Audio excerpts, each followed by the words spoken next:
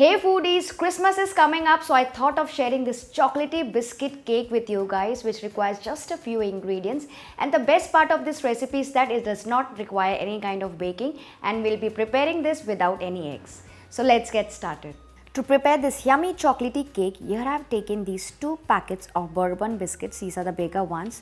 This each pack is of 150 grams. So in total I am using 300 grams of these biscuits. Today I am using these chocolate biscuits as it's along with the cream and sugar, so it will give a nice sweetness, creaminess as well as moisture to the cake. But if you want, you can also use any other chocolate biscuits of your choice, like you can also use Oreos, Good Day or any other biscuits whichever you like. I'm going to slightly break these and transfer into a blender to make a fine powder out of it. So break all the cookies or the biscuits.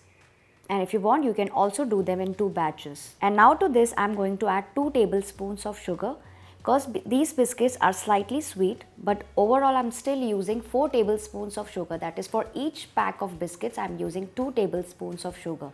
So for this first batch, I'm putting 2 tablespoons of sugar. And for the next batch, again, I'll be putting 2 tablespoons of sugar. That is, overall I used 4 tablespoons of sugar for 2 packets of bourbon biscuits.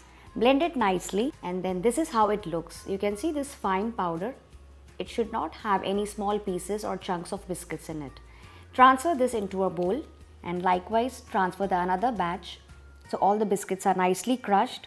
To this I am going to add 1 cup of warm milk. So keep adding the milk in batches and mixing it to avoid any kind of lumps or knots in it. So gradually go on adding the milk and mixing it all the while. You can also use water instead, or you can also use half a cup of water and half a cup of milk. But today I am using entirely 1 cup of warm milk. So this is how it looks after mixing this thick and smooth flowing consistency. We'll keep this aside just for about 2 to 3 minutes. Meanwhile, we'll preheat the pan or the kadai, whichever you are using. You can use any old pot or any pan or kadai you have available, but make sure it should have a thick bottom base. Now we'll place a ring mold or any stand at the base of the pan so that the cake tin doesn't touch the pan directly.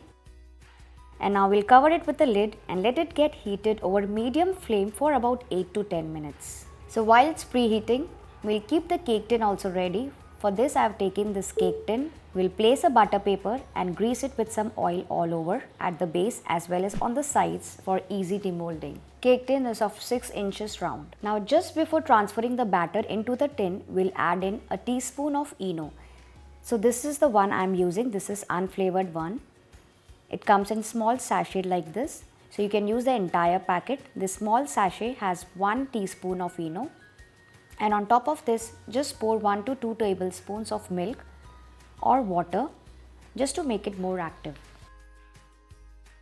And immediately you will see the batter becoming little frothy and fluffy because of the reaction. And this will do the magic in this recipe, for which we are not using any kind of baking powder or baking soda in this recipe. So keep mixing this, but do not overmix the batter, else all the air bubbles will collapse, which will actually help in making the cake airy and spongy. So I have mixed it nicely. I am going to transfer this onto this prepared cake tin.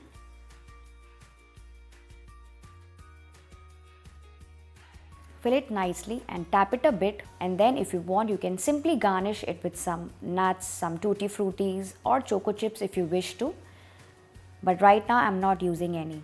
And then we'll carefully place this onto the preheated kadai or the pan, and then I'm going to cover it with a lid and let it cook over medium flame for first 5 minutes, and then let it cook over lowest flame for about 35 to 40 minutes depending on the size of your mold.